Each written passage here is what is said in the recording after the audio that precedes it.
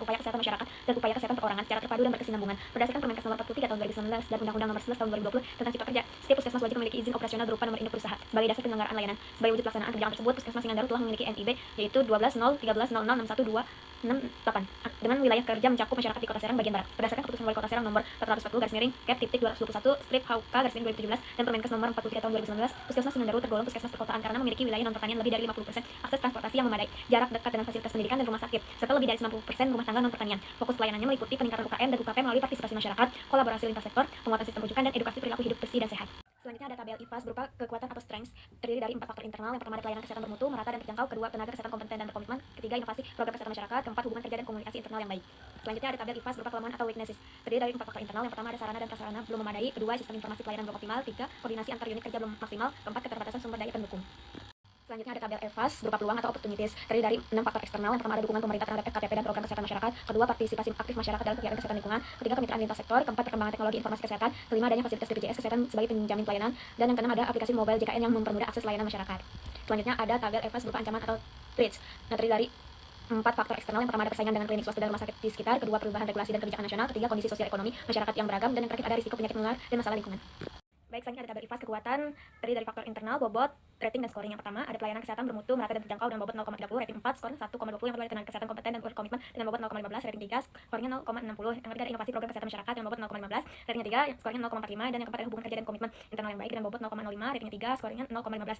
Skor kekuatan dengan keseluruhan bobotnya 0,40 dan skornya 2,40. Selanjutnya ada tabel IFAS, yaitu kelemahan berupa faktor internal, bobot, rating, dan scoring. Yang pertama ada sarana dan prasarana belum memadai dengan bobot 0,15, ratingnya 2, skornya 0,30. Yang kedua ada sistem informasi pelayanan belum optimal dengan bobot 0,10, ratingnya 2, skornya 0,20. Ketiga ada koordinasi antara unit kerja belum maksimal dengan bobot 0,10, ratingnya 2, skornya 0,20. Dan yang keempat ada keterbatasan sumber daya pendukung dengan bobot 0,10, ratingnya 2, skornya 0,20. Dan subtotal kelemahannya dengan bobot 0,45 dan skornya 2,25. Selanjutnya ada tabel EVAS berupa peluang atau opportunities, terdiri dari faktor eksternal, bobot, rating, dan scoring. Yang pertama ada dukungan pemerintah terhadap FKTP dan program kesehatan masyarakat dengan bobot 0,12, rating 4, skornya 0,48. Kedua ada partisipasi aktif masyarakat dalam kegiatan kesehatan lingkungan dengan bobot 0,10, rating 3, skornya 0,30. Yang ketiga ada kemitraan lintas sektor dengan bobot 0,12, rating 4, skornya 0,48. Yang keempat ada perkembangan teknologi informasi kesehatan dengan bobot 0,10, rating 3, skornya 0,30. Yang kelima ada adanya fasilitas BPJS kesehatan sebagai penjamin pelayanan dengan bobot 0,10, rating 4, skornya 0,40. Dan yang terakhir ada aplikasi mobile JKN yang mempermudah akses layanan masyarakat dengan bobot 0,10, rating 3, skornya 0,30 dengan subtotal peluang pada bobot 0,64 dan skornya 2,26. Selanjutnya ada tabel EVAS berupa ancaman atau threats, terdiri dari faktor internal, bobot, rating, dan scoring. Yang pertama ada persaingan dengan klinik swasta dan rumah sakit di sekitar dan bobot 0,10, rating 2, skornya 0,20. Yang kedua ada perubahan regulasi dan kebijakan nasional dengan bobot 0,08, ratingnya 2, skornya 0,16. Ketiga kondisi sosial ekonomi masyarakat yang beragam dengan bobot 0,09, rating 2, skornya 0,18. Dan yang keempat ada risiko penyakit menular dan masalah lingkungan dengan bobot 0,09, rating 2, skornya 0,18. Dengan subtotal ancaman pada bobot 0,36 dan skornya 0,72.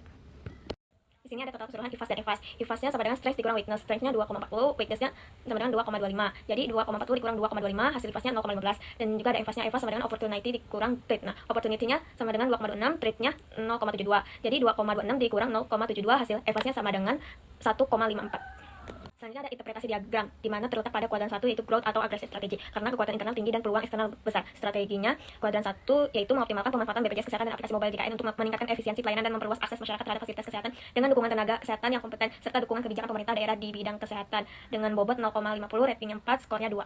Selanjutnya ada implementasi, terdiri dari 4. Yang pertama ada pelaksanaan strategi, leadership dan organizational implementation. Nah, kepemimpinan, pimpinan puskesmas menetapkan visi dan memastikan seluruh SDM memahami tujuan strategis BSC.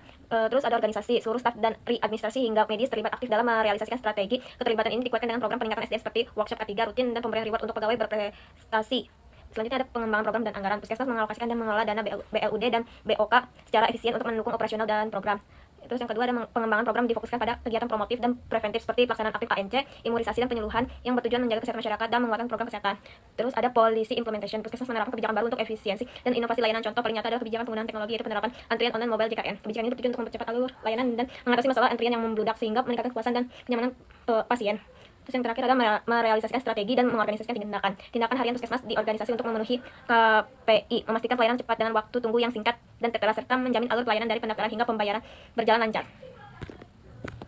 Selanjutnya ada balance scorecard terdiri dari perspektif, objektivitas, tujuan, dan indikator kinerja. Yang pertama ada finansial, objektivitas, efisiensi anggaran, dan pemanfaatan layanan. Tujuannya efisiensi penggunaan anggaran dan peningkatan pemanfaatan layanan. Indikator kinerjanya dana BOD mencapai 96% dan dana BOK 87,33%, menunjukkan kemampuan puskesmas mengelola anggaran secara efisien dengan skor 35%. Obat dan alat kesehatan digunakan efisien pada skor 30%. BPJS mempermudah akses layanan dengan 20%. Jadi total keseluruhannya yaitu 85%. Selanjutnya ada customer, objektivitasnya kepuasan dan kenyamanan pasien. Tujuannya kepuasan dan kenyamanan pasien. Indikator kinerjanya pelayanan cepat, antrian tidak membludak 35%, waktu tunggu singkat dan tertata pada skor 30%. Terus prioritas untuk lansia dan kelompok rentan dengan skor 25%. Jadi total keseluruhannya yaitu 90%.